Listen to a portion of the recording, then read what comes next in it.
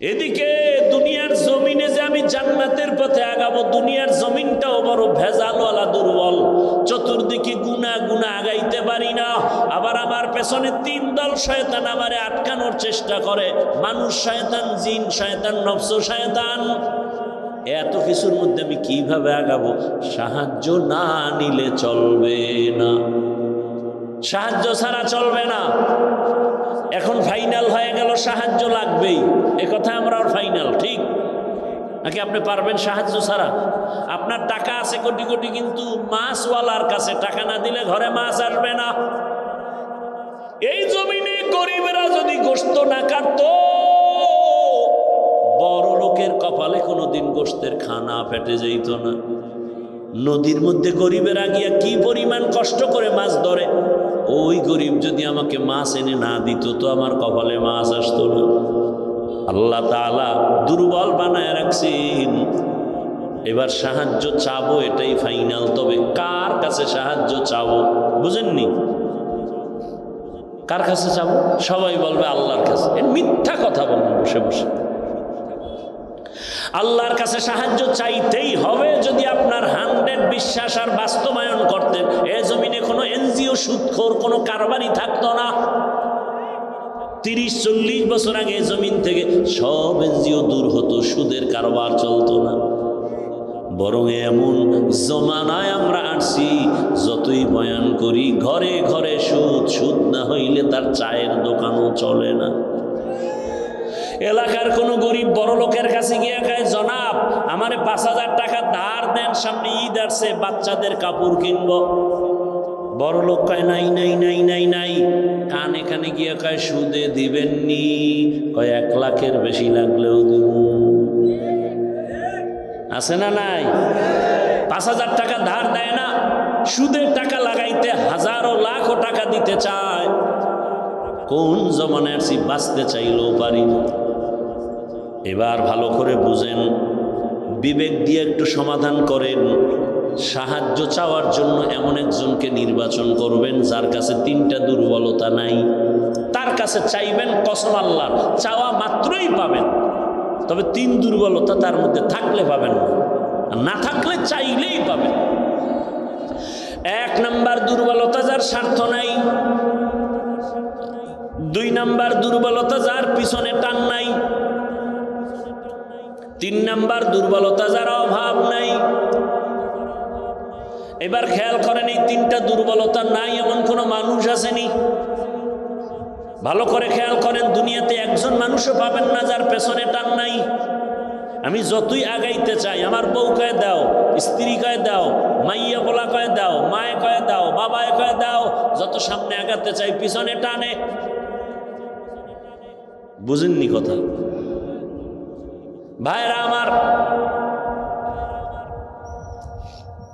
তাহলে দুনিয়াতে এমন একজন মানুষ নাই যার পেছনে টান নাই। 2 নাম্বার দুর্বলতা, যার কোনো অভাব নাই। দুনিয়াতে এমন একজন মানুষের ঠিকানা দেন যার অভাব নাই। একজনে কামগো পীর সাহেবদের কোনো অভাব নেই। দুনিয়াতে কে অভাবী না? যার যত টাকা তার অভাব তত বড়। রিক্সা ড্রাইভারের 100 টাকায় অভাব শেষ, লক্ষ টাকার মালিকের লাখ টাকায় অভাব শেষ হয় না। এক কথায়, দুনিয়াতে এমন একটা মানুষ নাই যার অভাব নাই। দুনিয়াতে এমন একজন মানুষ নাই যার পেছনে টান নাই। কয় দুর্বলতা গেল? ঘুমাইতেছেন না? আর একটা আছে যার স্বার্থ নেই। দুনিয়াতে এমন একজন লোক বের করেন যার স্বার্থ নাই। বের করতে পারবেন? আমি 2 জন পাইছিলাম, কিন্তু সন্দেহ ঢুকে গেছে। 2 জন পেয়েছিলাম, এক আমার মা আর বাবা। এদের স্বার্থ নাই, কিন্তু সোনার বাংলায় তাকায় দেখলাম স্বার্থের আঘাতে মা বাবা সন্তানের জবাই করেছে। স্বার্থের আঘাতে সন্তান মা বাবাকে জবাই করে। এই অল্প বয়সে সোনার বাংলায় কি না দেখলাম। বাবা তার আপন মেয়েটাকে হোটেলের মধ্যে ঢুকাইয়া বলে, আজকের রাতের জন্য তুই আমার কাছে স্ত্রীর সমান। আরো জোরে বলো। এই জন্যই তো বলেছি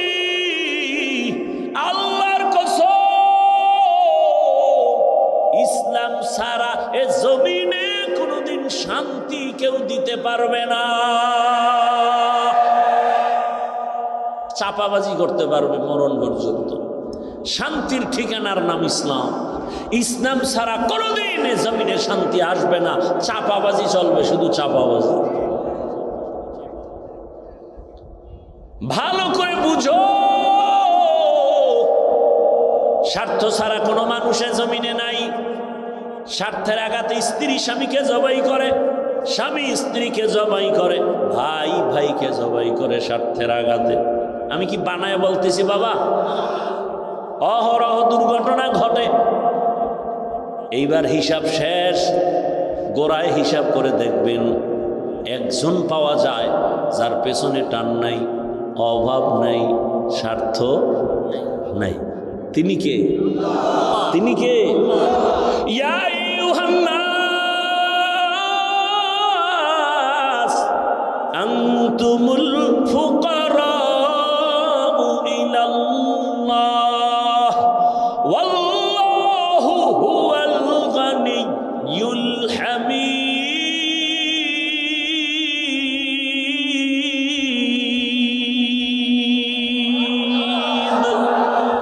গরতাওয়াক্কুল মিকুনিহার সুবহশার মিরাসানাত রিজকে তু আসলামাকা। স্বার্থ নাই। আল্লাহ কয় দুনিয়ার মানুষ তোরা সবাই ফকির, আমি আল্লাহ একা ধনী, তবে আমি শুধু ধনী না, আমি প্রশংসিত ধনী। দুনিয়ার ধনীদের বদনাম আছে না নাই? 5 টাকা দিয়া 50 টাকার এহসান জিতায়, খোটা দেয়, খোটা অমুকে তা আমার টাকায় চলে। আল্লাহ কয় আমি এহসান করি কিন্তু এর বিষয়ে কোনো খোটা দেই না, বরং আমি আল্লাহ এমন কোন রাত নাই আমি আমার বান্দাকে দেওয়ার জন্য দরজা খুলি না। অতি গভীর হয় রজনী যখন নীরবে প্রভুর নাম জপিও তখন। প্রভুর করুণা যদি পাইবারে চাও, গভীর রাতে উঠে প্রভুর গুণগান গাও। ও আমার যুবক বাবারা, আমার আল্লাহ প্রতি রাত প্রথম আসমানে আসেন নেওয়ার জন্য না দেওয়ার জন্য? বলেন বলেন। কাকে দিবেন? বান্দাকে। বান্দাকে দেওয়ার জন্য আসেন। কখন আসেন? শেষ রাতে। কোন দিন? প্রতিদিন আসেন দেওয়ার জন্য। তোমার যদি লাগতো তুমি কেন ঘুমাও? আল্লাহ তাআলা বলে আমি বান্দারে এত আদর করে বানাইছি, আমার বান্দার কি প্রয়োজন আমি আল্লাহ পাঠাবার আগে সব দিলাম। আমার বান্দা বান্দির পানির দরকার আগে দিছি ফ্রি, আমার বান্দা বান্দির আলোর দরকার ফ্রি সূর্য দিয়ে দিলাম, বান্দার বাতাসের প্রয়োজন সব দিয়ে দিলাম।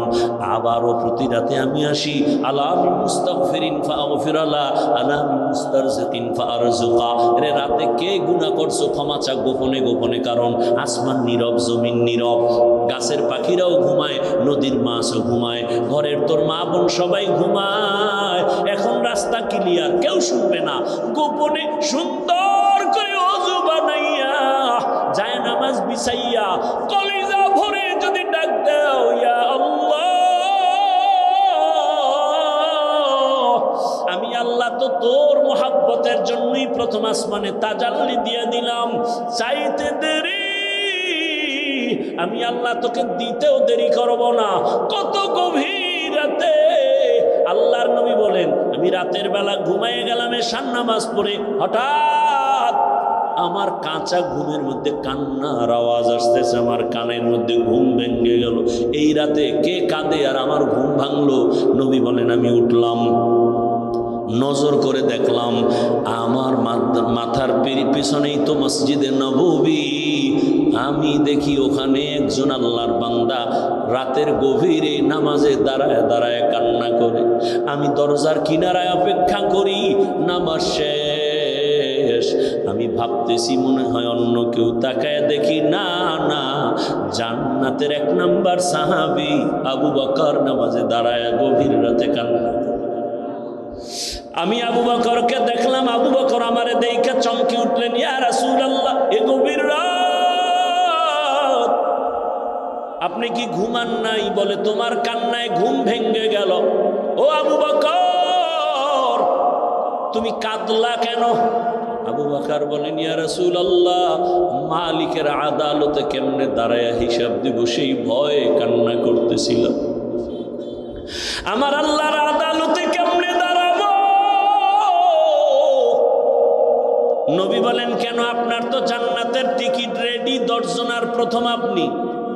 আবু বকর বলেন, ইয়া রাসূলুল্লাহ, আরে আমি আবু বকরের থেকে টিকিটের পাওয়ার তো নবীদেরটার বেশি, কিন্তু আপনিই তো বয়ান করেছেন হাসরের ময়দানটা ভয়ঙ্কর হবে, জমিনটা পুরা জমিন হবে হাসরের মাঠ, সূর্যটা নিচে চলে আসবে, সূর্যের গরম,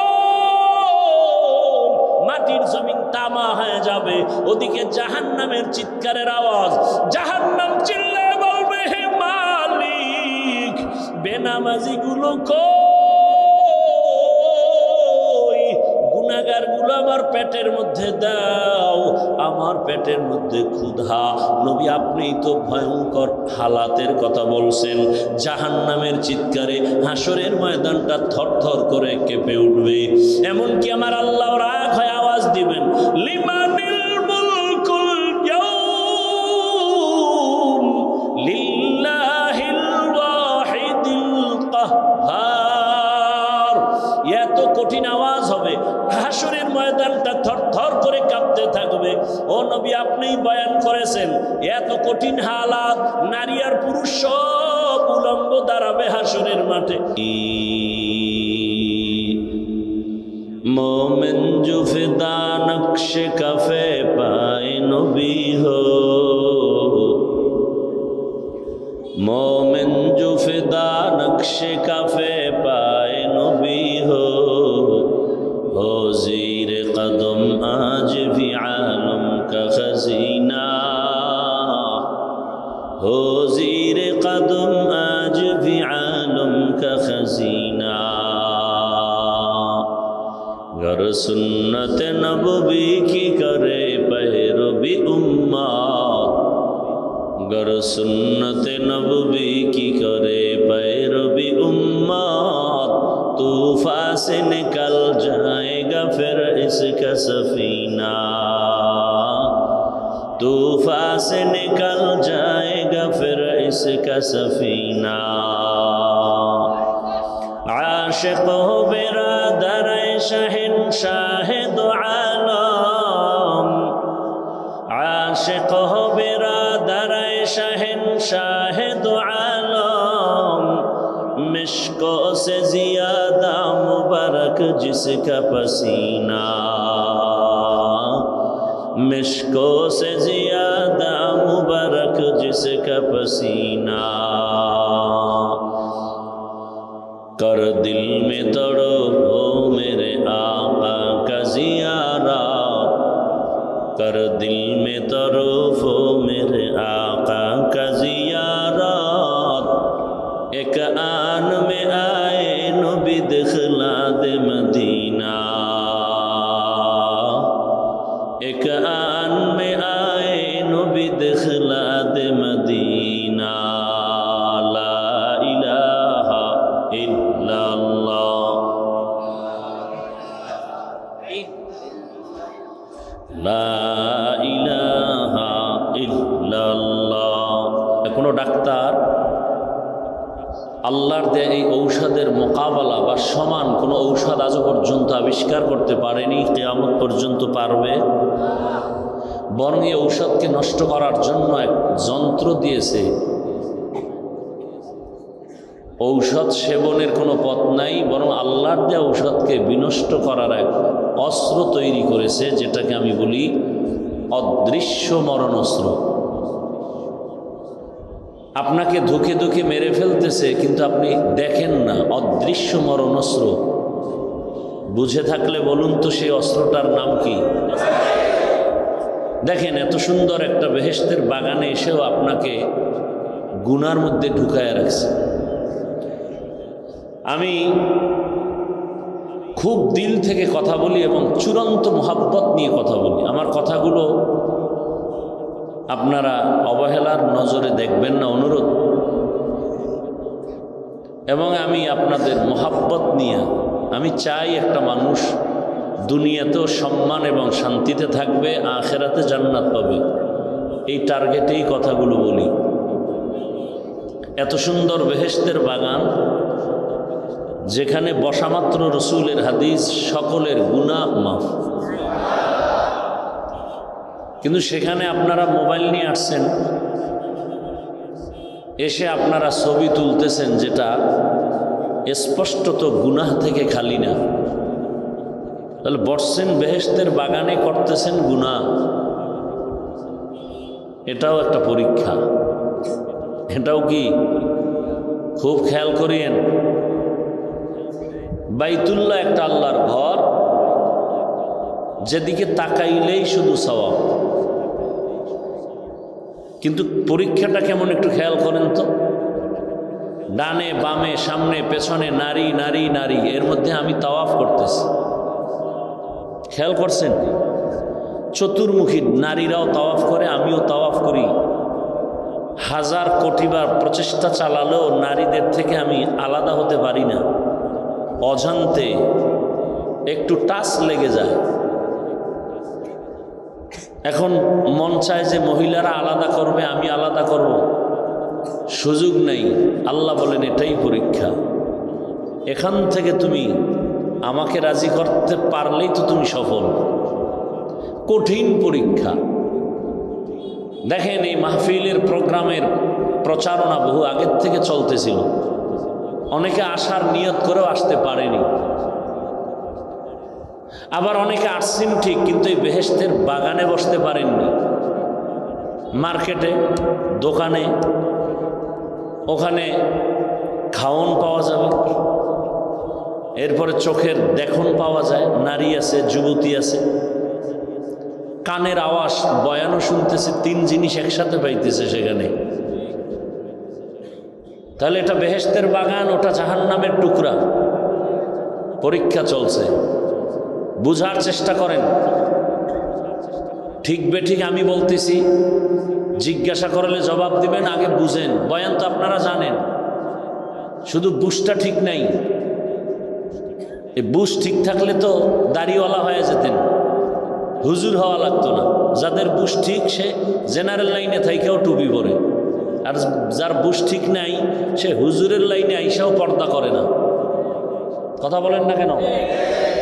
সত্য কথা স্বীকার করেন, সাপোর্ট করেন, মানেন আর না মানেন। তাহলে সেখানে জাহান্নামের টুকরা, এখানে বেহেশতের বাগান। কেউ যদি বিড়ি টানে, প্যান্ডেলে ঢোকার আগে ফেলে দিবে। তার বিবেককে বারবার আঘাত করতেছে, এটা পবিত্র স্থান। কেউ তাকে বলছে বিড়ি ফালা, তার বিবেক তাকে আঘাত করতেছে। পরীক্ষা চলছে কঠিন। 800 মাহফিলের নাম নিয়া অমুক জায়গায় ওয়াজে যাই, আল্লাহ এখানে ঢুকায় নাই। এখানে আসতে কপাল লাগে, কপাল। এখানে বসতেও কপাল লাগে। আল্লাহর কাছে কান্নাকাটি করে দোয়া করে বিদায় নিতেও কপাল লাগে, কপাল। এখানে চালাকি চলে না, বহু চালাক ধরা খেয়ে যায়। সব চালাকের চালাকি সব জায়গায় চলে না। বহু চালাক উলঙ্গ হয়ে জঙ্গলে ঘুরে, বিল্ডিং খালি, ঘুমাইতে পারে না। বহু চালাক অর্ধুলঙ্গ হয়ে রাস্তায় পাগলের মতো ঘুরে, ইংলিশে কথা বলে, ব্রেনের একটা তার ঠিক নেই। জিন্দেগি বড় কঠিন। যেই রসুলকে এক নজর দেখলেই জাহান্নামের আগুন হারাম, যেই রসুলের দিকে একবার তাকালে 1 সপ্তাহের ক্ষুধা থাকে না, যেই রসুলের ঘাম মোবারক থেকে মিশকের ঘ্রাণ, যেই রসুলের শরীর মোবারকে মশা মাছি পড়া হারাম, সেই রসুলকে 13 বছর দেখলো, একই দস্তরখানে পাশে বসে খাইল, বয়ান শুনল, কপালে কালেমা জুটে নেই। এর নাম কপাল। রসুলকে 13 বছর দেখে বয়ান শুনেও কালেমা পড়ে না, এত বড় নিকৃষ্ট বেঈমানের নাম কি আপনারা কেউ জানেন? এর নাম কপাল।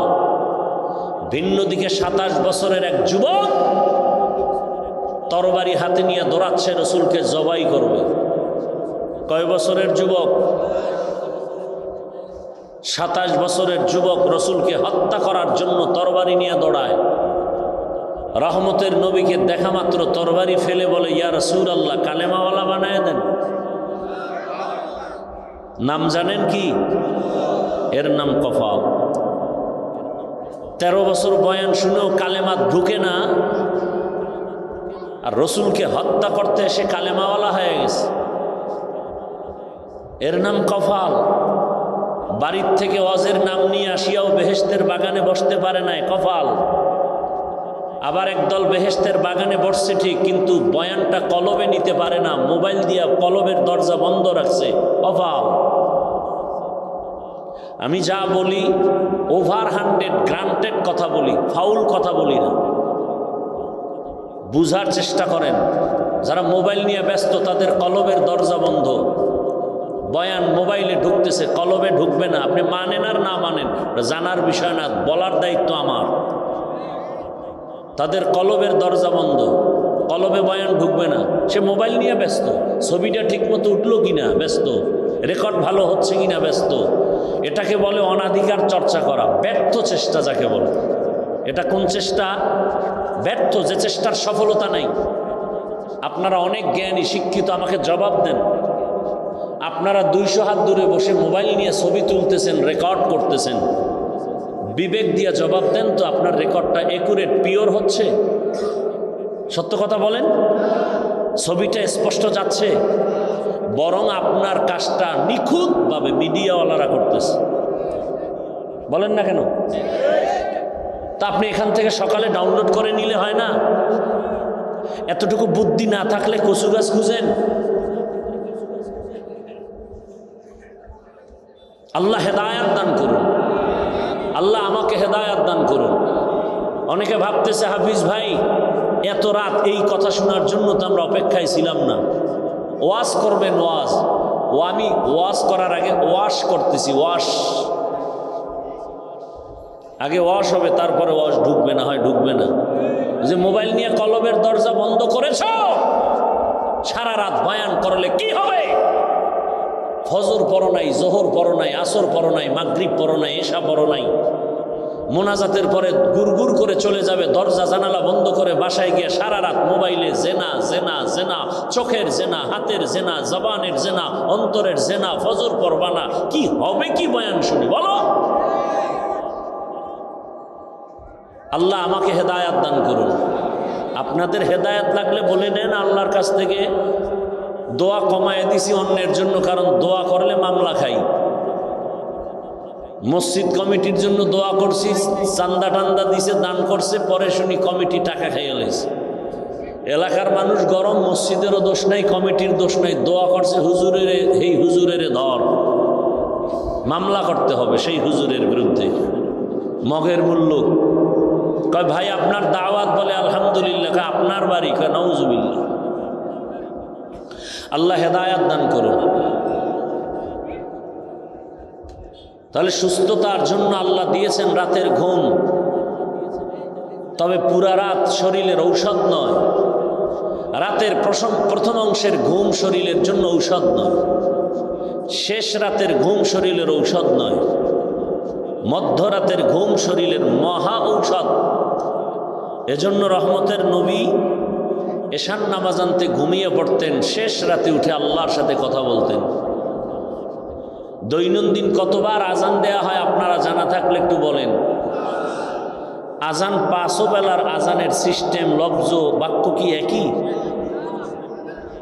ব্যবধান আছে? কোন আজানে ব্যবধান আছে? কি ব্যবধান? অর্থ কি? ঘুমের চেয়ে নামাজ ভালো, আর তুমি ঘুমাইও না, ঠিক মতো পড়িলে নামাজ জান্নাত তোমার ঠিকানা। পশু পাখি কীট পতঙ্গ কেউ ঘুমিয়ে রইল না, মানুষ হয়ে ঘুমিয়ে থাকা ঠিক তোমাদের হবে না। আহাতে মন কঠিন দিনেতে নামাজ তোমায় ভুলবে না, ঠিক মতো পড়িলে নামাজ জান্নাত তোমার ঠিকানা। আমার প্রাণের ভাই বোনেরা জলদি করে উঠে যাও, অজু করে তাড়াতাড়ি নামাজ পড়তে লেগে যাও। করিবে না, মাজির শাফাআত করিবেন না। ঠিকমতো পড়িলে নামাজ জান্নাত তোমার ঠিকানা। ঘুমের চেয়ে নামাজ ভালো, আর তুমি ঘুমাইও না। ঠিকমতো পড়িলে নামাজ জান্নাত তোমার ঠিকানা। মাগরিবের আজানে কেন বলা হলো না ঘুম থেকে নামাজ ভালো? এশার নামাজের আজানে কেন বলা হলো না ঘুম থেকে নামাজ ভালো? ফজরে কেন বলা হলো? কারণ আছে না নাই? আছে। আমরা সবাই সুস্থ থাকতে চাই বলে কি পরিমাণ বলে ওভার 100 অল টাইম। কিন্তু সুস্থ যে কিভাবে থাকবো, কি কাজ করলে, সেটা তো করি না, বরং অসুস্থ হওয়ার কাজ নিয়ে প্রতিযোগিতা করি। মানুষের শারীরিক, মানসিক, জৈবিক যত রাস্তা আছে সব রাস্তাকে অসুস্থ করার একমাত্র যন্ত্র অদৃশ্য মরণাস্ত্র মোবাইল। হার্ট দুর্বল, ব্রেন দুর্বল, লেখাপড়া দুর্বল, চরিত্র দুর্বল, চোখের পাওয়ার দুর্বল, কানের পাওয়ার দুর্বল। তোমাকে পঙ্গু বানাচ্ছে মোবাইল, খবর নাই। বরং তুমি এটাকে এত আপন করেছো, রক্তের থেকেও বেশি মাকে তুমি ডিলেট করতে পারো, মোবাইল করবা না। বহু সন্তান এই মোবাইল করে মায়ের সাথে বেয়াদবি করে, বাবার সাথে বেয়াদবি করে। বাপ চাই না, মা চাই না, মোবাইল চাই। শিক্ষকের সাথে বেয়াদবি করে। আর অনেক আব্বা আম্মা আছে সন্তানগুলোকেও এতটা রশি ঢিল দিয়ে দিয়েছে, এক সময় কান্না করেও সেই মাসুল আর দিতে পারে না। আল্লাহ হেদায়াত দান করুন। যাদের আয়োজনে আজকের এই সুন্দর প্রোগ্রাম, এবং আল্লাহ আমাদেরকে বাছাই করে যাদেরকে এখানে নিয়ে আসছেন, আল্লাহর বড় দয়া। আর একবার শুকর আদায় করি আলহামদুলিল্লাহ। দরুদ ও সালাম সৈয়দুল মুরসালিন রহমাতুল্লিল আলামিন শফিউল মুজনিবিন খাতামুন নবিয়্যিন সৈয়দুস সাকালাইন ইমামুল মুরসালিন শফিউ আযম রাসূল আকরাম রহমত আলম নবিয়ুল আরব আল আজম হাবিব কিবরিয়া আশরাফুল আম্বিয়া সৈয়দুল আম্বিয়া शफीअ महशर साक़ी कौसर आक़ाए नामदार मदीना का ताजदार आफ्ताब नबूवत फ़ख्र मौजूदात सैयदुल मखलूक़ात हज़रत मुहम्मदुर रसूलुल्लाह। नबीजिर नामे दरूद पढ़ले गुनाह है ना सवाब? মনে চায় বলতে, কিন্তু আপনারা তো আমল করবেন না, এই জন্য আবার বাধা আসতেছে। কারণ ভালোবাসা নিয়ে বসছি তো। কেমন ভালোবাসা যদি কেউ বলে নিচে নেমে পাও ধর, তাহলে আমি নবীর আদর্শ মানবো, আমি এখন নিচে নেমে আসবো তোমার পাও ধরার জন্য। এতটুকু দিলের ভালোবাসা নিয়ে কথা বলতেছি। ও যুবক বাবারা, এমন কপাল নিয়ে কি তুমি দুনিয়াতে আসছো যে জীবনভর শুধু অন্যের ক্ষতিই করে যাবা? তোমার দ্বারা জীবনে কেউ উপকার হতে পারবে না। তোমার কপাল এত খারাপ। জানি না ওমরের কপালওয়ালা কারা আর আবু জাহালের মতো কপালওয়ালা কারা। মোনাজাত পর্যন্ত দেখতে থাকবো কার কপাল ভালো কার কপাল খারাপ, দেখা যাবে।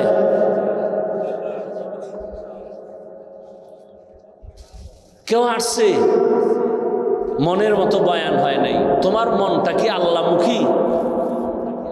তুমি তো বিড়ি টানো, গাঞ্জা খাও, নামাজ নাই, রোজা নাই, তেলাওয়াত নাই, হালাল নাই, তোমার মনের মতো বয়ান হবে কিভাবে? বরং কোরআন অনুযায়ী তোমার মনটা তৈরি করো। ইসলাম অনুযায়ী তোমার মন হবে, তোমার মনের মতো ইসলাম হবে না। কোরআন অনুযায়ী তোমার দিল হতে হবে, তোমার মন কোরআন অনুযায়ী হতে হবে। কোরআন তোমার মন অনুযায়ী হবে না। উল্টো বুঝো কেন? অনুরোধ থাকবে, ইশারায় বলছি বুঝেন নাই, খোলামেলাই বলি, মোনাজাত পর্যন্ত উঠবেন না, রাত্র অনেক হয়ে গেছে। এত দূর প্রোগ্রাম নিতে চাই না, কষ্ট হয় অনেক। এমনিই তো কষ্ট করি, এই বয়সে আমার মতো কষ্ট কে করে? আল্লাহু আলাম, আল্লাহ জানেন। 12 মাস কি এর রৌদ্র আর বৃষ্টি, ফজরের পরে, জোহরের পরে, আসরের পরে, মাগরিবের পরে, এশার পরে, নীলে সারা রাত, 12 মাস। একটা মাস বাদ নাই যেদিন আমার প্রোগ্রাম থাকে না। এই জন্য বহুত দূর তারপর আসছি। চিন্তা করি মানুষ কত কষ্ট করে, মহব্বত করে দিনের জন্য। টাকা পাবে না, খানা পাবে না, বসার বিছানা ভালো না, আসছে পকেটের টাকা ব্যয় করে। দুনিয়ার কোনো নেতা খাতারা ডাকলে তো ফ্রি গাড়ি দিত, ভাড়া দিত, নাস্তা দিত। আর এইখানে তো আসছে সব কষ্ট করে। আমি একটু কষ্ট করলে যদি দিনের উপকার হয়, আমি কষ্ট নিজে স্বীকার করে আসছি। অতএব আপনারা আমাকে একটু কথা বলার সুযোগ দিলে আমি বলবো। আর সেটা তখনই আমি আনন্দে কথা বলার সুযোগ পাবো যদি আপনারা অধীর আগ্রহে আমার জন্য দোয়া করেন এবং চুপচাপ থাকেন। উঠা বসা করলে বক্তব্য টক্তব্য সব কিছু খতম, শুধু দোয়া করব, মোনাজাত দেব, হাত দুইটা উঠাবো আর দোয়া হয়ে যাবে। এখন সে হাতটা উপরে উঠাবো আপনাদের ইশারা পেয়ে। যদি দেখি না শুনতেছেন আলহামদুলিল্লাহ, আর যদি দেখি না ব্যারাম বিড়ির নেশায় দৌড় মারছে, আর বসতে পারে না, ওর কপাল খারাপ, এতগুলো মানুষ নিয়ে মা বাবার জন্য দোয়া করা এটা তো কপালের বিষয়। এত সুন্দর জায়গায় আল্লাহ নিয়ে আসছেন, কিন্তু শয়তানের সাথে একটু যুদ্ধ করে যে দোয়াটা করে যাবেন এটা হয় না, তো কপাল। আল্লাহ শেষ দোয়া করে যাওয়ার আমাদেরকে তৌফিক দান করেন। যেটা চাইছিলাম বলার জন্য বলবো, মানবেন কিনা আমাকে আগে বলতে হবে, চেষ্টা করবেন ইনশাআল্লাহ। আচ্ছা আপনারা আমাকে বলেন তো, আপনার দিল থেকে আপনি এটা চান কিনা যে যেখানে যাবেন সেখানেই আপনার সম্মান হবে, সবাই সম্মান করবে? সবাই চান? তাহলে আমলটা দিয়ে গেলাম, করবেন কিনা জানি না, বলে গেলাম। তবে করবেন এই আশাই বলতেছি। প্রতিদিন কমপক্ষে 300 বার দরুদ পড়বেন। খোদার কসম, কোনো তাবিজ লাগবে না, কোনো তাবিজের প্রয়োজন নাই। তবে 2টা শর্ত আছে দরুদ পড়ার। এক শর্ত, নির্জনে নিরিবিলি মোহাব্বতের সাথে পড়বেন। 2, পবিত্র অবস্থায় পড়বেন। দরুদ পইরে পইরে যদি 100 বার শেষ হইলে একবার বিড়ি টানেন, আর একবার 100 শেষ হইলে আর একবার আর একটা বিড়ি। নির্জনে নিরিবিলি পরিবেশে এবং মোহাব্বতের সাথে পবিত্র হালাতে। কতবার প্রতিদিন? কতটা ভালোবাসা নিয়ে বলতেছি। যদি আমার কথা আপনি মানেন আর যদি ফলাফল না আসে, মরে গেলে কবরে জুতা মারবেন, বলে গেলাম। কতবার দরুদ? কোন পীর সাহেবের দরুদ, রাসূলের মহব্বতে দরুদ পড়বেন। 2 সময় আপনার খুব নিরিবিলি সময়, ফজরের নামাজের পরে, না হয় ঘুমের আগে। পৃথিবীর কোনো তাবিজ আপনাকে আটকাতে পারবে না। জায়নামাজ বিছাইয়া একটা তসবিহ হাতে নিবেন। কি তসবিহ চিনেন? জবাব দেন, তসবিহ চিনেন? তসবিহ হাতে নিয়ে আমল করা সুন্নতে সাহাবা। তসবিহ হাতে নিয়ে আমল করা বলেন সুন্নতে সাহাবা। যারা সাহাবায়ে কেরামকে মানবে না তারা মুসলমান হলেও 72 দল জাহান্নামীদের দলভুক্ত। তসবিহ কিনবেন, মাকে তসবিহ কিনে দিবেন, বোনকে তসবিহ কিনে দিবেন। তসবিহ হাতে থাকলে আমল হবে। 300 বার দরুদের আমল, 300 বার ইস্তেগফারের আমল। সময় বেশি থাকলে নামাজের দরুদ পড়বেন। 300 বার প্রতিদিন দরুদ পড়ে অজু অবস্থায় বিছানায় কিবলার দিকে চেহারাটা ঘুরায় ঘুমিয়ে পড়বেন। ইনশাআল্লাহ দরুদের বরকতে রাসূলের সাথে ঘুমের মধ্যে মোলাকাত হয়ে যাবে।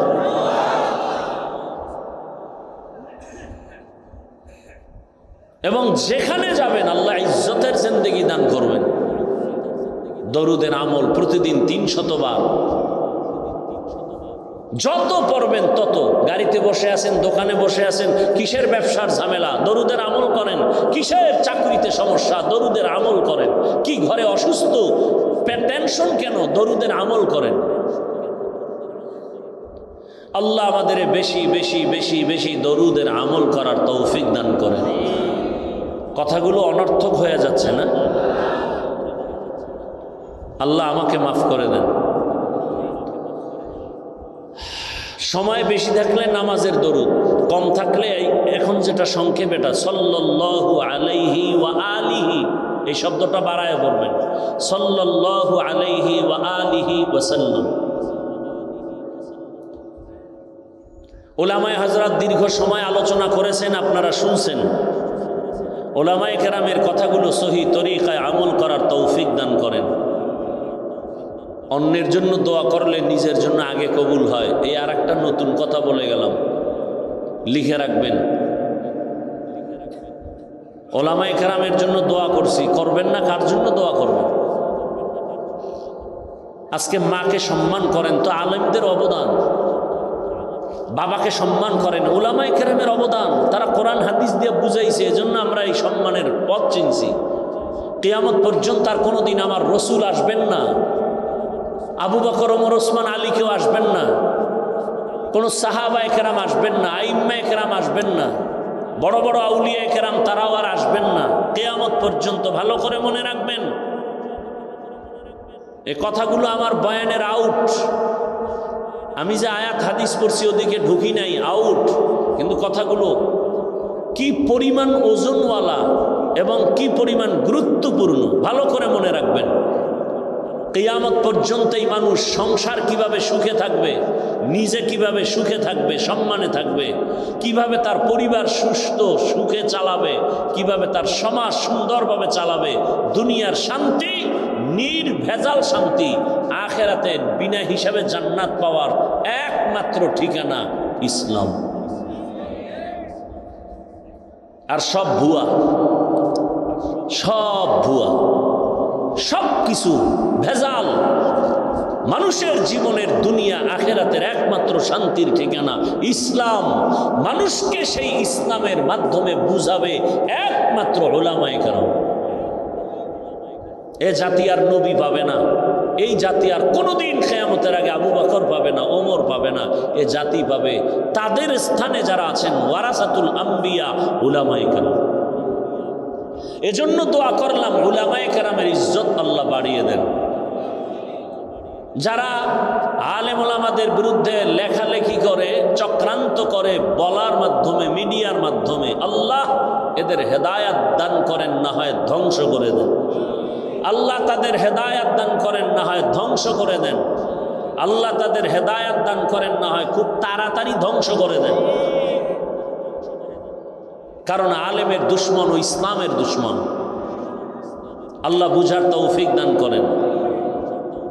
অন্যের জন্য দোয়া করলে নিজের জন্য আগে কবুল হয়। একটা নতুন উসুল বলছি, আমি দোয়া করলাম আল্লাহ পুরা এলাকার মানুষগুলোকে তুমি মাফ করে দাও। আল্লাহ একজন ফেরেশতা পাঠিয়ে দিছেন, এই যাও তো ওই বান্দা কার জন্য দোয়া করলো। ফেরেশতা বলে আল্লাহ এই বান্দা এলাকার সমস্ত মানুষের জন্য দোয়া করলো। কি দোয়া? সমস্ত মানুষের গুনাহ মাফ চাইছে, নিজের জন্য চায় নাই বলে না। আল্লাহ বলে ফেরেশতা সাক্ষী থাক, সকলকে ক্ষমার আগে ওকে আমি আগে ক্ষমা করে দিলাম। আমরা তো অন্যের জন্য দোয়া করতে চাই না, মনে করি ভাগে কম পাবো। হ্যাঁ, জুমার দিন ইমাম সাহেবরে এক এলাকার ভদ্রলোক দোয়ায় বলছে, হুজুর আমার আব্বার জন্য দোয়া করবেন।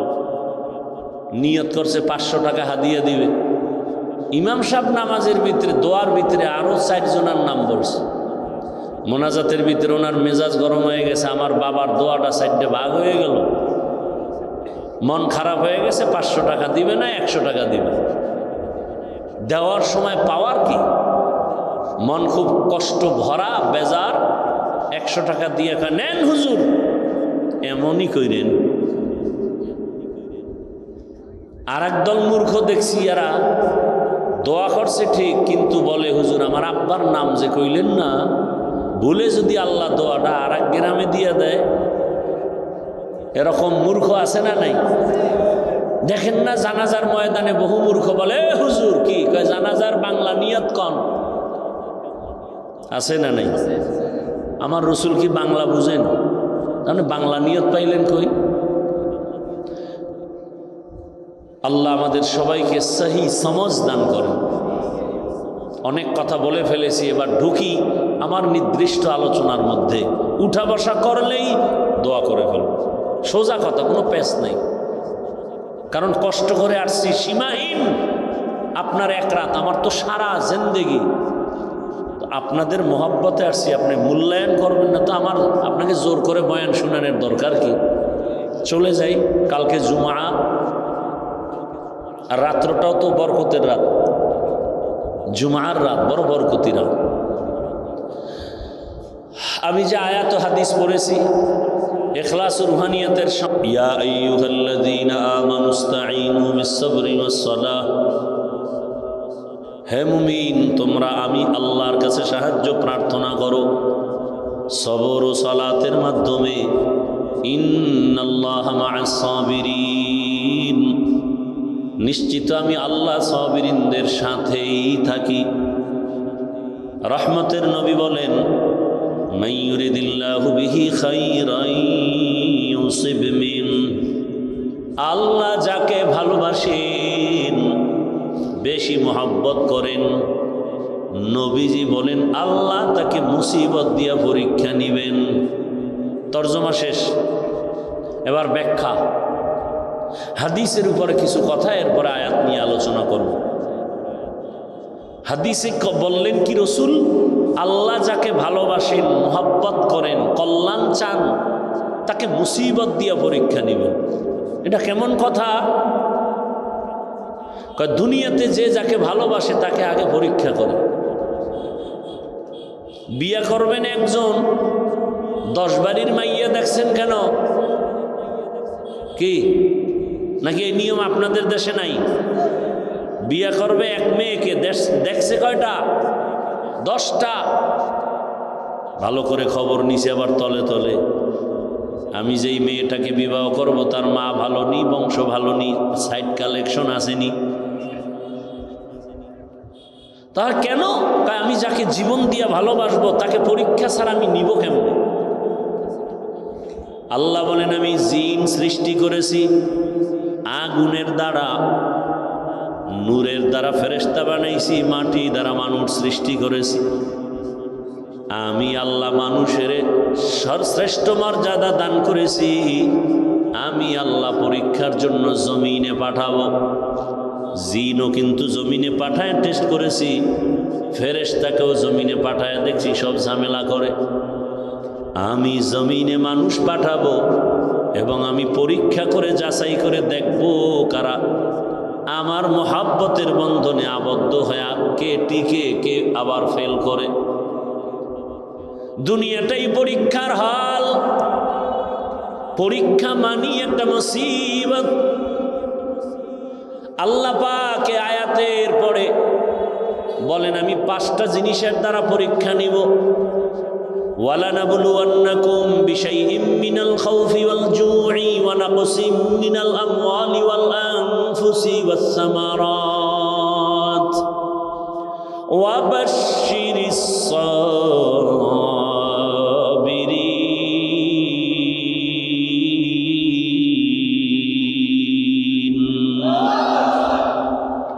আল্লাহ 5টা জিনিসের দ্বারা পরীক্ষা নিয়া যাকে বেশি মহব্বত করবেন তার পরীক্ষা বেশি কঠিন হবে। আল্লাহ বেশি মহব্বত করেন ঈমানওয়ালাদের, মানুষের মধ্যে যারা ঈমানওয়ালা। আবার ঈমানওয়ালাদের ভেতরে আল্লাহ তাদেরকে বেশি মহব্বত করেন যারা ঈমানের সাথে আমল করে। আবার ঈমান ও আমলওয়ালাদের মধ্যে আল্লাহর কাছে আরো বেশি প্রিয় তারা যারা আমল আর ঈমানের মধ্যে তাকওয়া আছে। তাকওয়া, শিরিকের কোনো গন্ধ নাই। গোটা দুনিয়ার ভিতরে তাকওয়ার মানদণ্ডে শ্রেষ্ঠ আল্লাহর প্রিয় মহব্বতের যারা, তারা হলেন আম্বিয়ায়ে কেরাম। আর সব নবী রসুলের মধ্যে শ্রেষ্ঠ রহমাতুল্লিল আলামিন। আর উম্মতের মধ্যে আমরা আখিরি নবীর উম্মত আল্লাহর কাছে বড় প্রিয়। আল্লাহ তাআলা বলেন আমি পরীক্ষা নিব মুসিবতের দ্বারা। আর এই পরীক্ষায় যদি পাশ করতে চাও, এক পুঁজি লাগবে, যেই পুঁজি না থাকলে পাশ করা যাবে না। ওই পুঁজির নাম হলো ধৈর্য। যাদের ধৈর্য নাই তারা কোনোদিন কামিয়াব হতে পারবে না। এই ধৈর্য আবার 3 প্রকার। ইবাদতের বেলায় ধৈর্য, মুসিবতের বেলায় ধৈর্য, গুনাহের বেলায় ধৈর্য।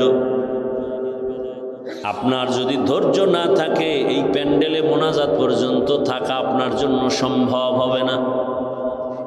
যাদের ধৈর্য আছে তারাই থাকবেন। ধৈর্য যদি থাকে সে বয়ান শুনতে পারে, ধৈর্য না থাকলে পারে না। ইবাদতের বেলায় ধৈর্য, মুসিবতের বেলায় ধৈর্য, গুনাহের বেলায় ধৈর্য। এই ধৈর্য বড় দামি এক সম্পদ। স্বামী আর স্ত্রী বড় ভালোবাসার জিন্দেগি পরিচালনা করতেছে। একদিন স্ত্রী স্বামীকে জিজ্ঞাসা করে, ও স্বামী, তুমি আমাকে কেমন মোহাব্বত করো, ভালোবাসো? বলে সীমাহীন। বলে কেমন? কয় তুমি আমার জীবন, আমি তোমার জন্য যা চাও তাই দেব। খেয়াল করতেছেন?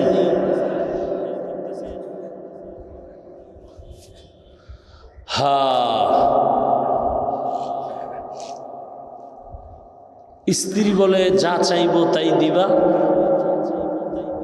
বলে হ্যাঁ তাই দেব।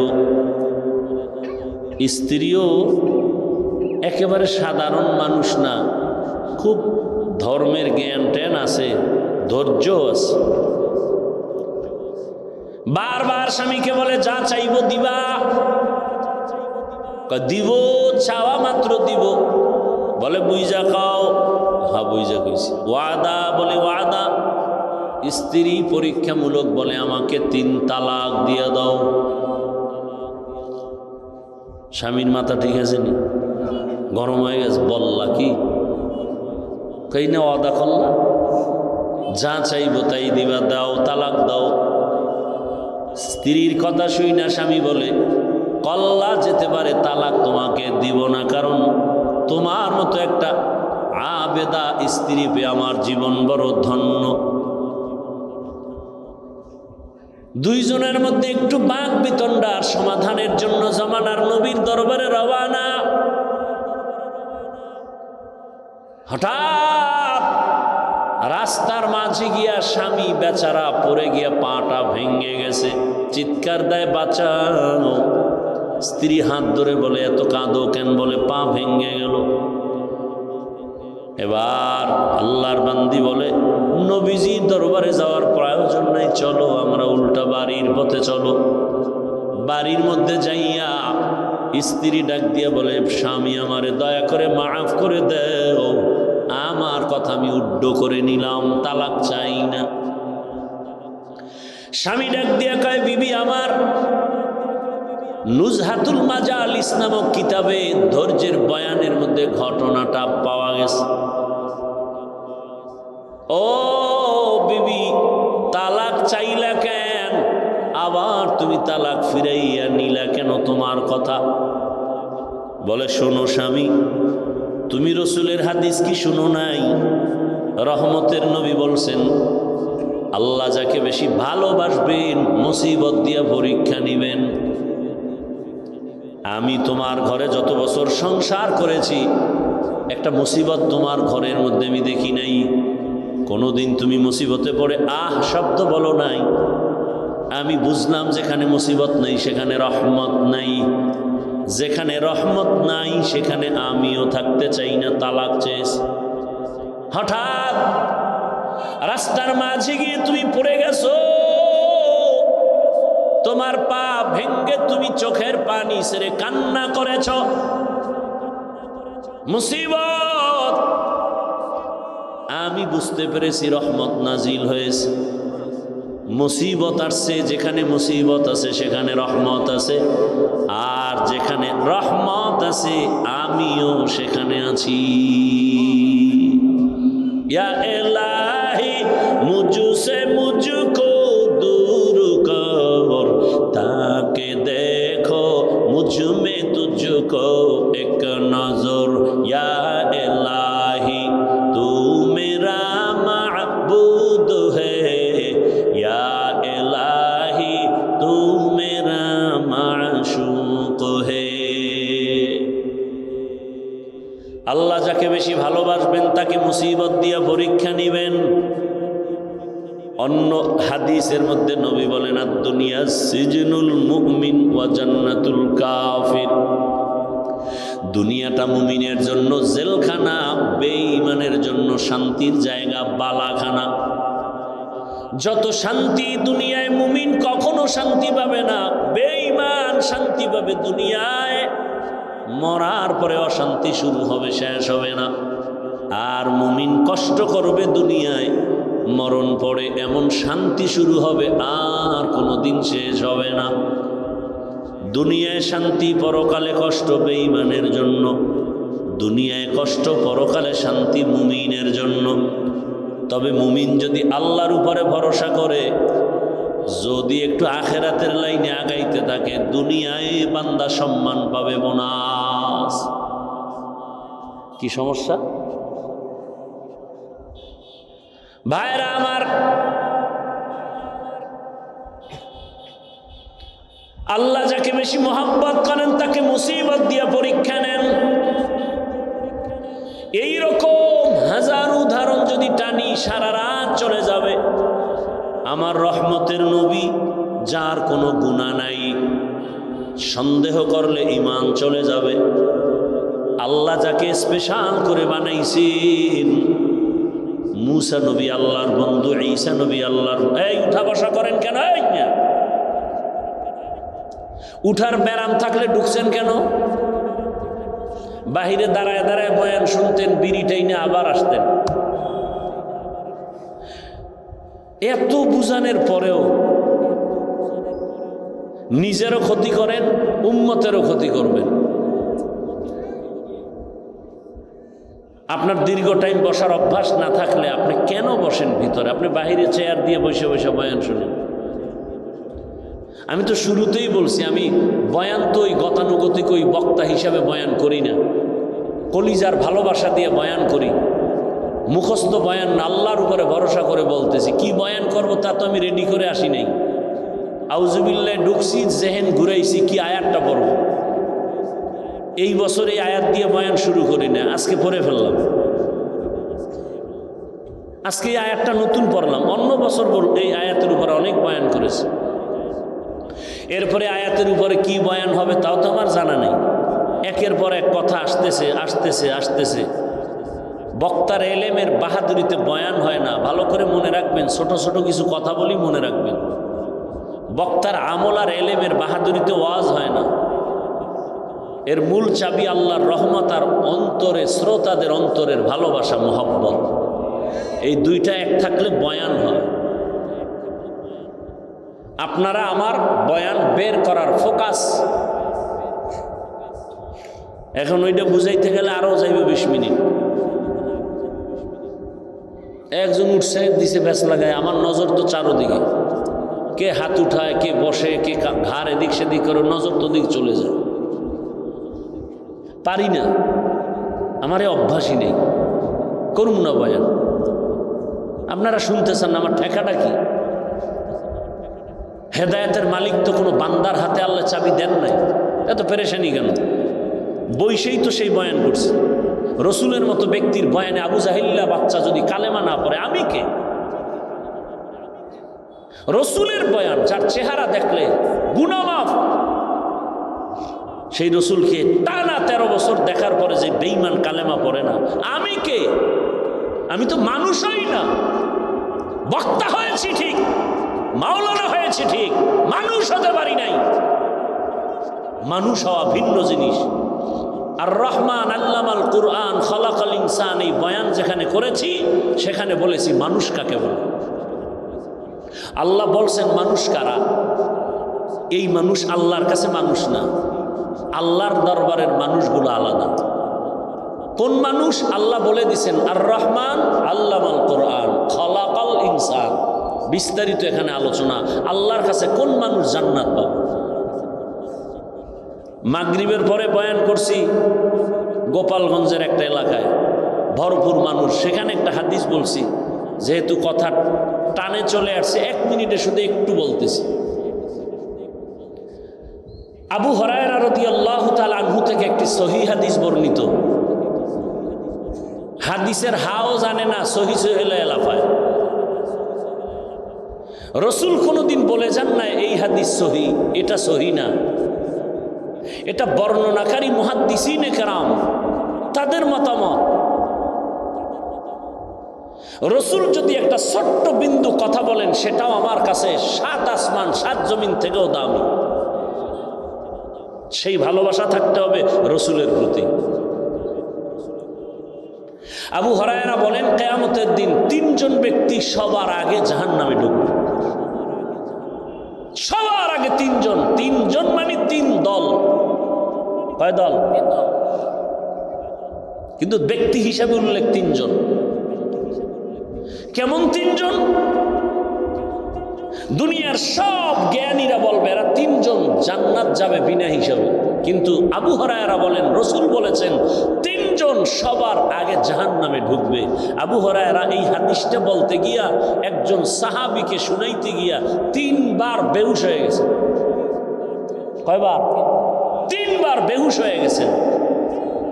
সেই 3 ব্যক্তিকে দুনিয়ার জ্ঞানীরা বলে তারা বিনা হিসাবে জান্নাতি, আর আল্লাহ বলবে শিকল লাগায় জাহান্নামে ঢুকা। এর মধ্যে প্রথম ব্যক্তি যুদ্ধের ময়দানের গলা কাটা শহীদ, যে ইসলামের ময়দানে কাফেরের মোকাবেলায় যুদ্ধ করে শহীদ, আল্লাহ তাকে বলবে রে জাহান্নামে ঢুকা। দ্বিতীয় আমার মতো মাওলানা, আল্লাহ বলবে এই মাওলানার দিকে, দুনিয়ার মানুষ তোর বয়ান শুনছে, তোরে এলেম দিয়েছিলাম, কি করছো? আল্লাহ যে ওয়াজ করছি, দাওয়াত দিয়েছিলাম। মানুষ তো তাই জানে, আমি তো ভিতরেরটা জানি। মানুষ তো তোর উপরেরটা জানে, আমি তো ভেতরেরটা জানি।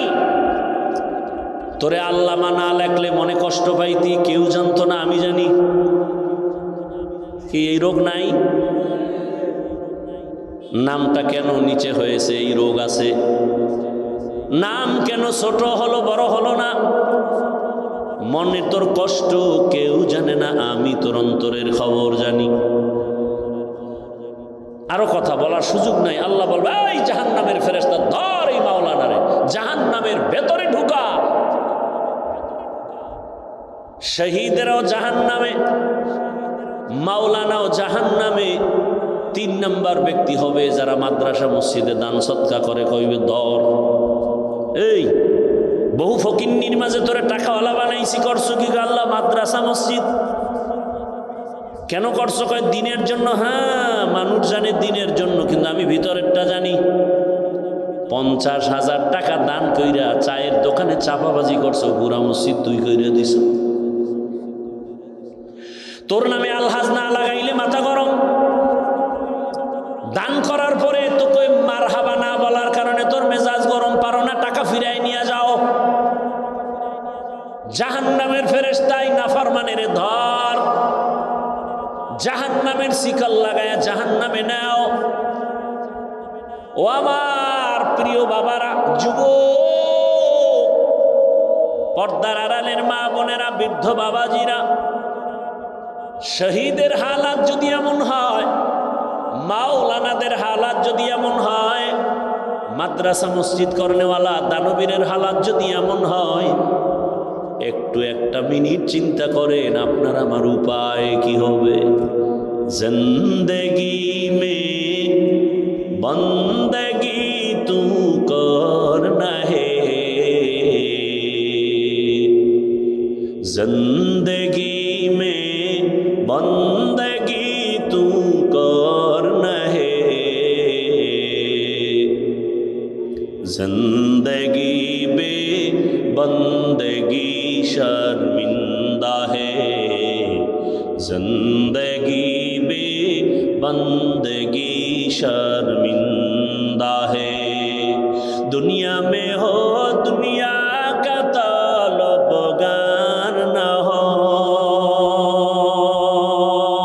बाजार से गुजर हो खरीदार न हो। ये दुनिया एक मिसले कागज फूल है, ये दुनिया एक मिसले कागज फूल है। जिंदगी में बंदगी तू करना है,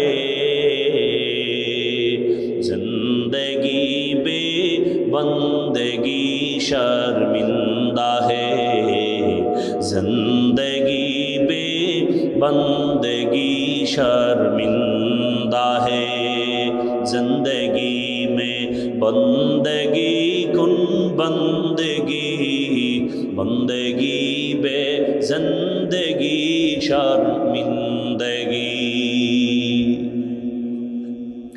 ভাইরা আমার,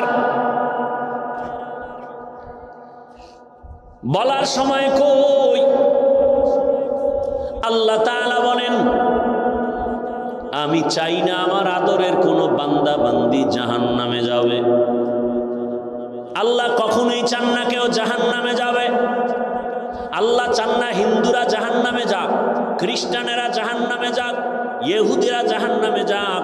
আল্লাহ মোটেই চান না।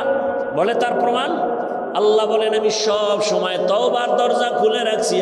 আয় কুল ইয়া ইবাদিয়াল্লাযীনা আসরাফু আলা আনফুসিহিম লা তাকনাতু মিন রাহমাতিল্লাহ ইন্নাল্লাহা ইয়াগফিরুয যুনুবা জামিআ ইন্নাহু হুয়াল গফুরুর রহিম।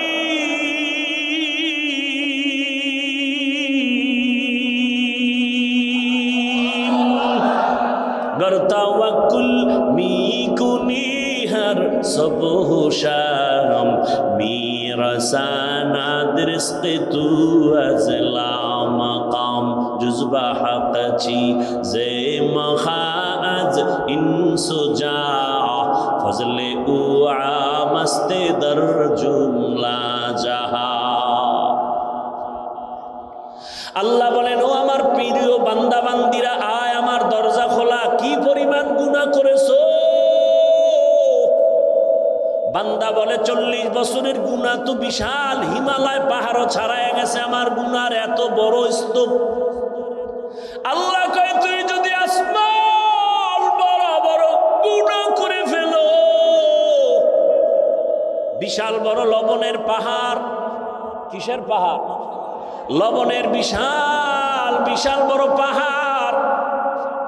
যত বড় বড় লবণের পাহাড়, একটু যদি সমুদ্রের পানি ধাক্কা লাগায়, লবণের পাহাড় বিলীন হতে কয় হাজার বছর লাগবে?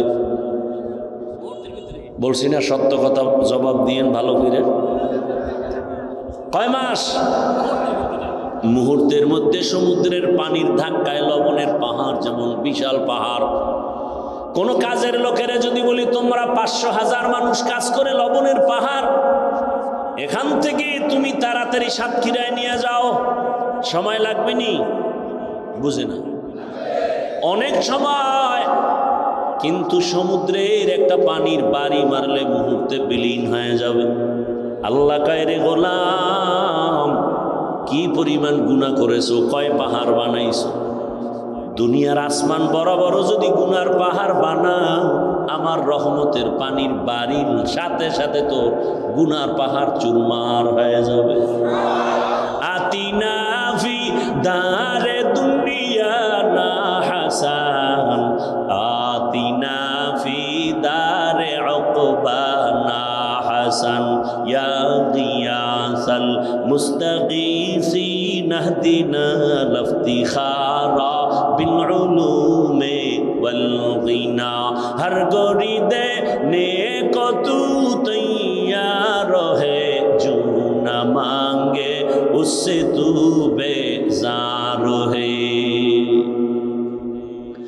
আল্লাহ তাআলা বারবার ডাকেন, আসো, তওবার দরজা খুলে দিলাম, আসো। এজন্যই তো আল্লাহ পাক আয়াতে বলেন, ও মুমিন সাহায্য প্রার্থনা করো।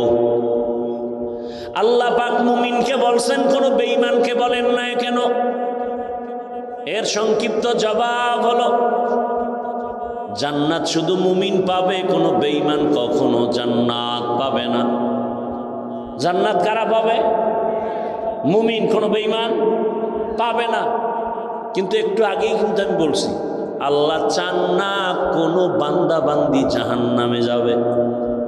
এই হলো এক কথা। আর এক কথা কি, জমিনে যত মানুষ আসছে নাই আসবে সবার নামে জান্নাতে আলাদা আলাদা বাড়ি নাম লেখা বরাদ্দ করা। নমরুদ নামে একটা জান্নাত আছে, জান্নাতে ঘর আছে আলাদা। ফেরাউনের নামে জান্নাতে ঘর আলাদা। বেশ্যা তাসনিমার নামেও জান্নাতে ঘর আলাদা। এক কথায় দুনিয়ার সব মানুষের নামে নামে নামে নামে জান্নাতে ঘর, কিন্তু কোনো বেঈমান জান্নাত পাবে না। এ কথাও সত্য। আল্লাহ কাউকে জান্নাত জাহান্নামে দিতে চান না, তাও সত্য। তাহলে বেঈমানরা না পাইল ওদের জান্নাত বানানো যে নির্ধারিত করা আছে, জান্নাত কি হবে? ফেরাউনের জান্নাত কোথায় যাবে? নমরুদের জান্নাত। আল্লাহ বলেন যারা আমার মুমিন, আমার ইবাদত যথার্থ করবে, আমি আল্লাহর নামের জান্নাত তো দিবই, বেঈমানের বানানো জান্নাত আমি আমার আদরের মুমিনদের বোনাস দিয়ে দিব। ইয়া ইলাহি তু মেরা মাবুদ হে, ইয়া ইলাহি তু মেরা মাশুক হে। ভাইরা আমার, আল্লাহ মুমিনকে বলেন সাহায্য চাও। সাহায্য চাওয়ার জন্য আল্লাহ বললেন মুমিনকে। এখন এখানে তিনটা কথা, সাহায্য কেন চাইব, কিভাবে চাইব, কার কাছে চাইব, তিনটা কথার জবাব। আল্লাহ মুমিনকে সাহায্য চাইতে বললেন কেন? বলে দুনিয়াতে কেউ কারো সাহায্য ছাড়া জমিনে চলতে পারে না। দুনিয়ার কেউ সাহায্য ছাড়া চলতে পারে না। এতগুলো মানুষ আপনারা বসে আছেন আমার বয়ান সমান শোনার জন্য। আমি কি পরিপূর্ণ মানুষ? কয় না। এখানে আসা পর্যন্ত আমার গাড়ি লাগছে, গাড়ি টেনে আনছে আমার ড্রাইভার। গাড়ি যদি একটু নষ্ট হয় আমার আসতে ঝামেলা, আবার ড্রাইভার থাকলেও হবে না, পাম্পে গিয়া ওখান থেকে তেল নিতে হবে। পাম্পের যারা বসা আছে ওরা সব বেশিরভাগ মূর্খ, তেমন শিক্ষিত টাইটেল নিয়ে ওখানে বসে নাই। আমি যদি বলি আমি এত বড় বক্তা, তোর মতো মূর্খের থেকে তেল নিব না, কয় তাই তুই মর, কারণ আমাগো গরিবের কাছে আসবি না, তোর গাড়ির মধ্যে জীবনে তেল যাবে না। আল্লাহ কোনো মানুষকে স্বয়ং সম্পূর্ণ বানান নাই। আল্লাহ সাহায্য চাইতে বললেন কেন? আল্লাহ তার এক জবাব দিয়া কোরআনে বলেন ওয়া খুলিকাল ইনসানু যায়ীফা। আমি মানুষকে বড় দুর্বল করে বানাইছি, মানুষের মতো দুর্বল কোনো প্রাণী বানাই নাই। মানুষ এত দুর্বল, পিপিলিকার কাছেও দুর্বল। আল্লাহর বানানো ক্ষুদ্র পিপিলিকার কাছে আমরা দুর্বল, একটা মশার কাছেও আমরা দুর্বল, মানুষের বানানো জিনিসের কাছেও মানুষ দুর্বল। 2 টাকা দামের একটা বেলেট বানাইছে মানুষ, ওই বেলেটের কাছেও সব মানুষ দুর্বল। কি এই যে স্টান বানাইছে মানুষ, এই মানুষ এই স্টানের বাড়ি খেয়ে জাগাত নাই। ইট বানায় মানুষ, ইটের একটা টুকরা পড়ছে, জাগাত শেষ। তাহলে মানুষ নিজের বানানো বস্তুর কাছেও দুর্বল, আল্লাহর বানানো ক্ষুদ্র পিপিলিকার কাছেও দুর্বল। পিপিলিকায় যদি মেজাজ গরম করে, একটা বনিয়াদমরে ঘুমাতে দিব না, খাইতে দিব না, কোনো বনিয়াদম খাইতেও পারবে না, ঘুমাতে পারবে না। মশায় যদি আন্দোলন শুরু করে, আদম সন্তানের কপালে আর ঘুম জুটবে না। কি জিন্দেগি বরবাদ হয়ে যাবে। তাহলে আমরা মশার কাছেও দুর্বল, পিপিলিকার কাছেও দুর্বল, আমাদের মতো দুর্বল কোনো প্রাণী নাই। এই কথা যেমন সত্য, আমাদের মতো শ্রেষ্ঠ জমিনে কেউ নাই, এ কথাও সত্য। দুর্বল হইয়া আবার শ্রেষ্ঠ হয় কেমনে? ধৈর্য হবে শোনার। দুর্বল সে আবার শ্রেষ্ঠ হয় কেমনে? হ্যাঁ, দুর্বলতাটাই শ্রেষ্ঠত্বের কারণ। যেমন আপনাদের ঘরের মধ্যে শিশু বাচ্চা আছে, আবার বড় ছেলে মেয়েও আছে। ভালো করে বুঝেন, আল্লাহর দিনের জন্য একটু ঘুম কমাবেন, একটু কম ঘুম হবে। এতটুকু ধৈর্য হচ্ছে না, আমিও ছেড়ে দিব, অনেক দূরে যেতে হবে। এদিকে দুনিয়ার জমিনে যে আমি জান্নাতের পথে আগাবো, দুনিয়ার জমিনটাও বড় ভেজালওয়ালা, দুর্বল, চতুর্দিকে গুনাহ গুনাহ, আগাইতে পারি না। আবার আমার পেছনে তিন দল শয়তান আমারে আটকানোর চেষ্টা করে, মানুষ শয়তান, জিন শয়তান, নফস শয়তান। এত কিছুর মধ্যে আমি কিভাবে আগাবো? সাহায্য না নিলে চলবে না, সাহায্য ছাড়া চলবে না। এখন ফাইনাল হয়ে গেল, সাহায্য লাগবেই, একথা আমরা ফাইনাল, ঠিক নাকি? আপনি পারবেন সাহায্য ছাড়া? আপনার টাকা আছে কোটি কোটি, কিন্তু মাছওয়ালার কাছে টাকা না দিলে ঘরে মাছ আসবে না।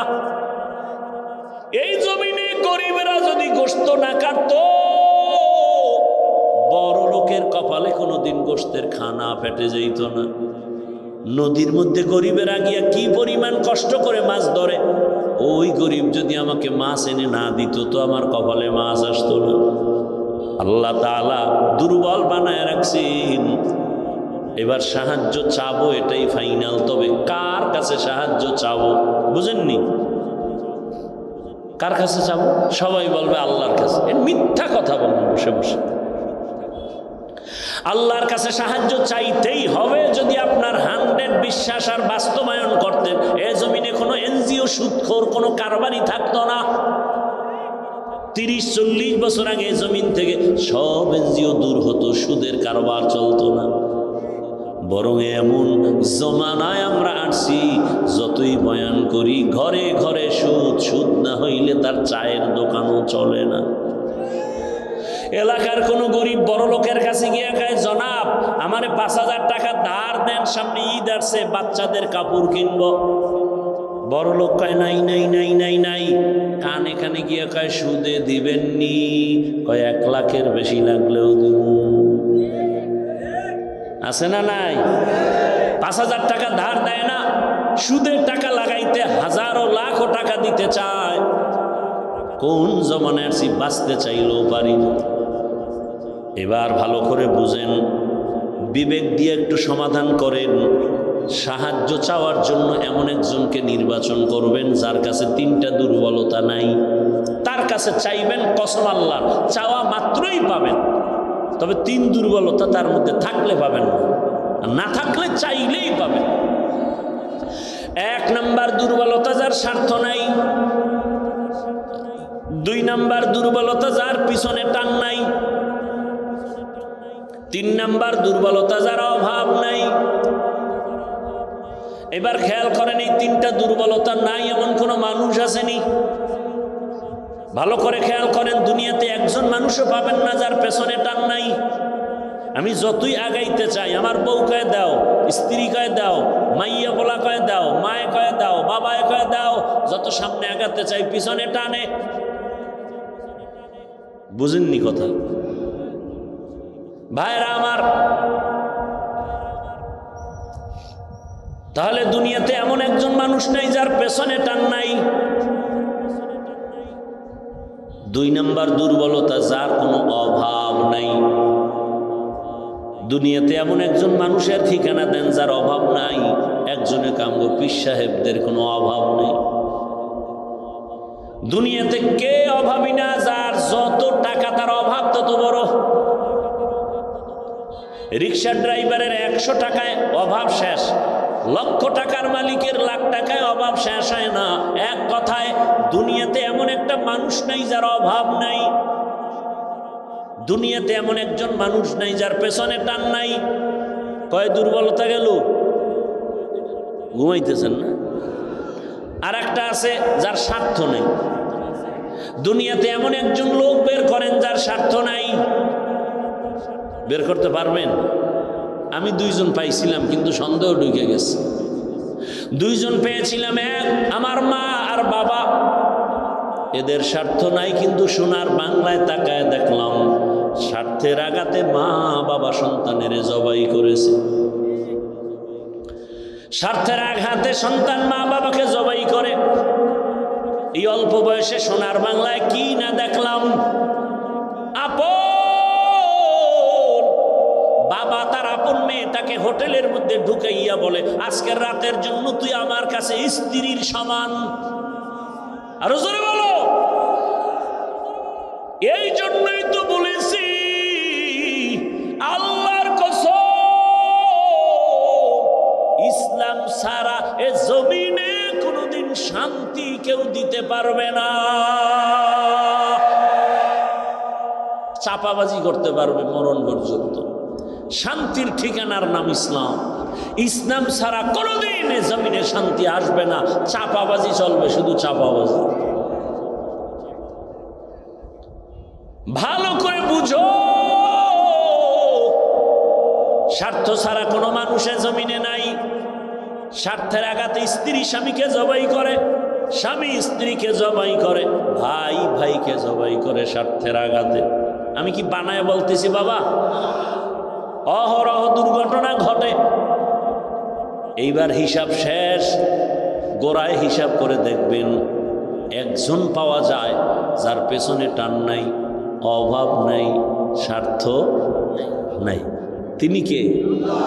তিনি কে? ইয়া আইয়ুহান নাস আনতুমুল ফুকারাউ ইলাল্লাহ ওয়াল্লাহু হুয়াল গানিয়্যুল হামিদ।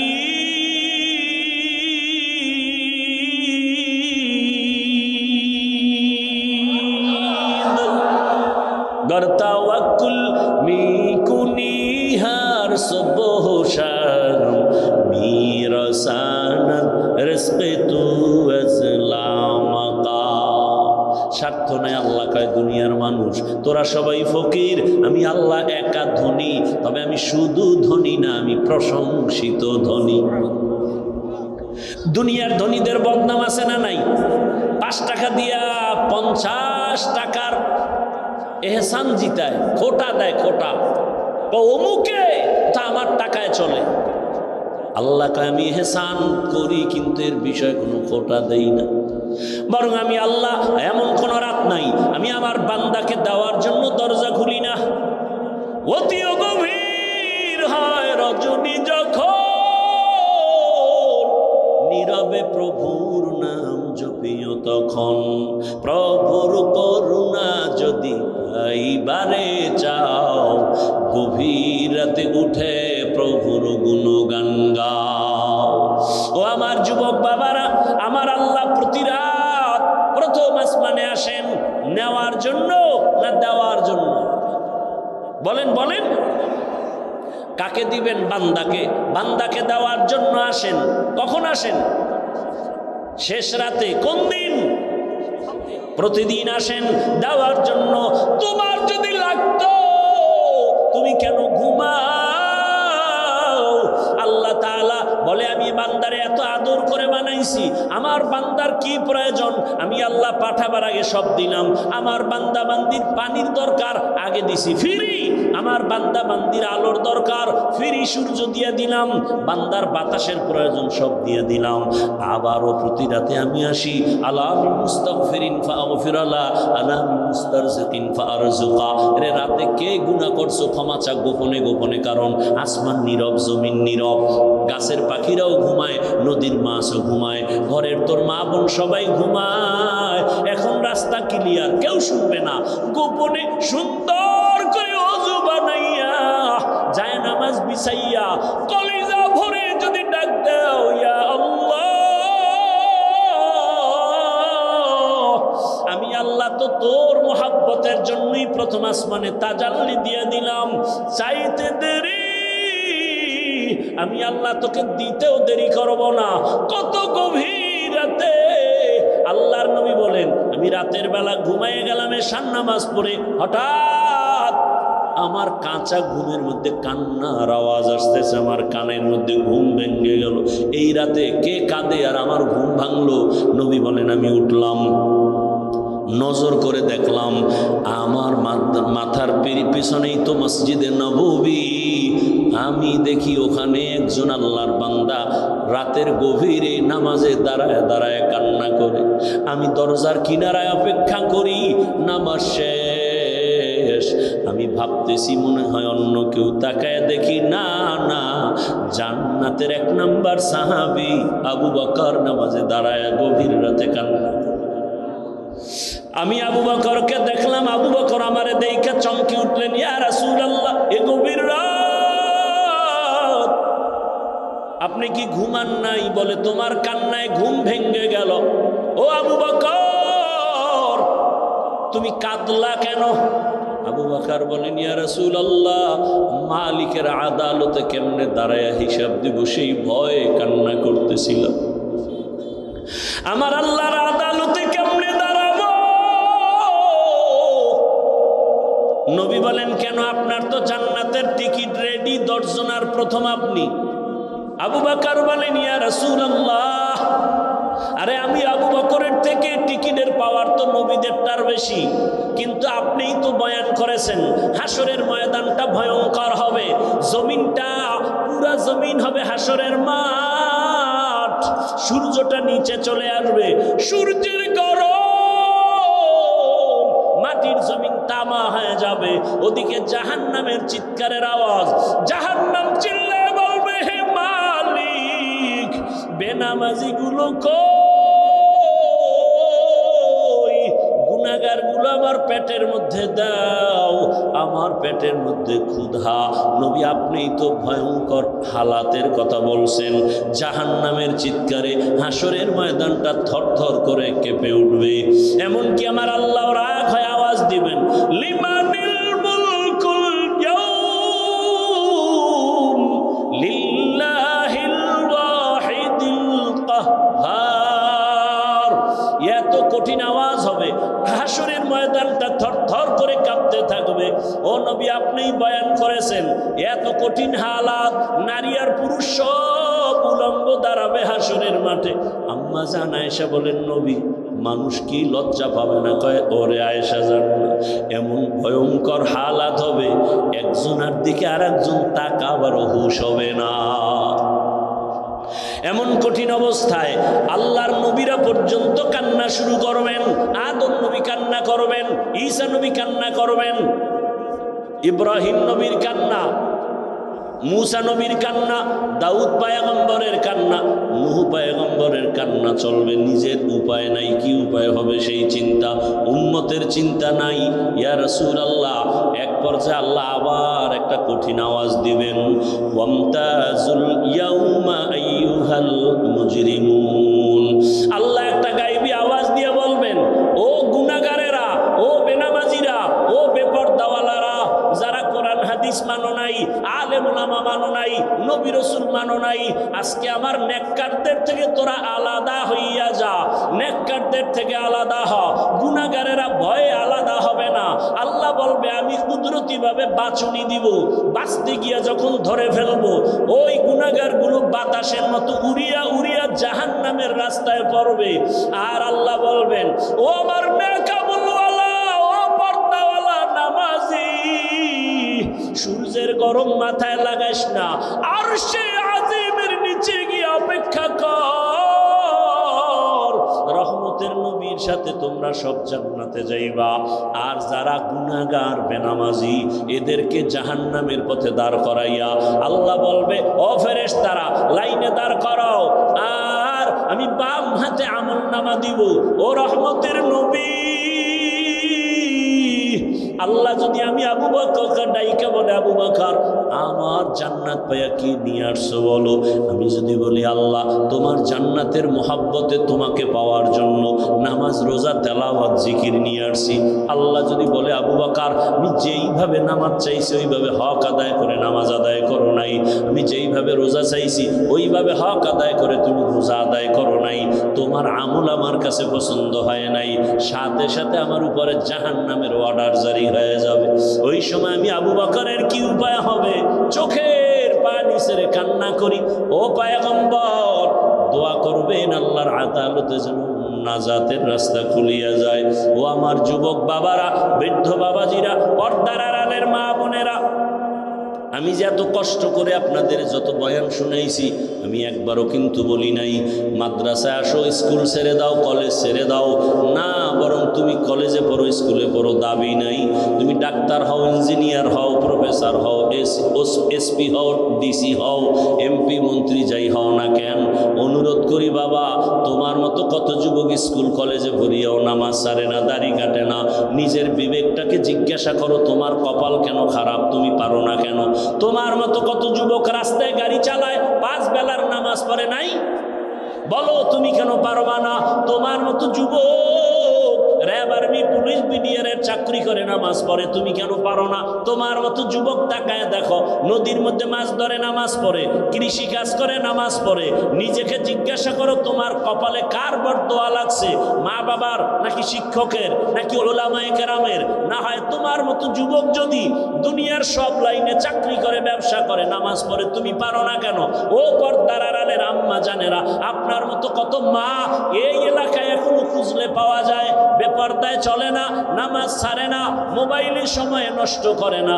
ও আম্মা জানেরা, বোনেরা, মনটা কি চায় না একজন আদর্শবান ডাক্তারের মা হয়ে যাবেন? আপনার সন্তানের ব্যবহারে শিক্ষকরাও দোয়া করবে, আপনার সন্তানের আচরণে আলেম ওলামাও দোয়া করবে, আপনার সন্তান ডাক্তারি করবে, নামাজ পড়বে, কোরআন তেলাওয়াত করে আপনাদের জন্য দোয়া করবে। এরে আম্মা জান, যদি এমন চান আপনাকে আদর্শবান হতে হবে, আর জমিনে রহমতের নবীর আদর্শ থেকে সুন্দর আদর্শ আর নাই। ও আল্লাহর বান্দারা, ও আমার যুবক বাবারা, মা বোনেরা, বৃদ্ধ বাবাজিরা, তওবার দরজা খোলা, আল্লাহর কাছে তওবা করেন, সাহায্য চান, নামাজের মাধ্যমে, ধৈর্যের মাধ্যমে আল্লাহকে মনে মনে ডাক দেন। ও যুবক বাবা, জীবনে তো দাড়ি কম কাটো নাই, বেপরদায় কম চলো নাই, এখনো কি তোমার মনের শখ মিটে নাই রে বাবা? কয়দিনের হায়াত পাইবা জানা নাই, আর কবে গুনাহ থেকে তওবা করবা জানা নাই। অন্তর যদি ভালো হয়, যদি তওবার নিয়ত থাকে, মনে মনে আমার আল্লাহকে ডাকো